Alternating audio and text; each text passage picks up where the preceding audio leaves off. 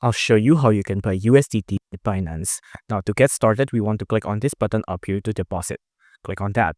Now you'll have two ways to buy USDT, either peer-to-peer trading or just buy with your currency. I'm just gonna buy peer-to-peer trading first. Now on peer-to-peer trading, you'll have a couple of options, but the one we want is of course USDT. Click on USDT and you can see there's a myriad of options that you can buy from USDT here. Now it also depends on what kind of payments you want. For example, if you want to find only sections with PayPal money or Line Pay or Alipay, you can of course find it right here. If you want bank transfers only, just tap on this, for example, and it'll show a USDT transaction that's only bank transfers payment. Now I'm going to show you the other way we can buy USDT. Click on deposit and then click on buy with the currency.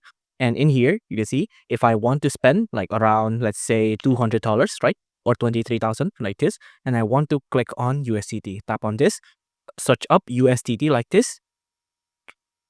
And then once you verify everything is correct, just click on verify your identity and you're good to go.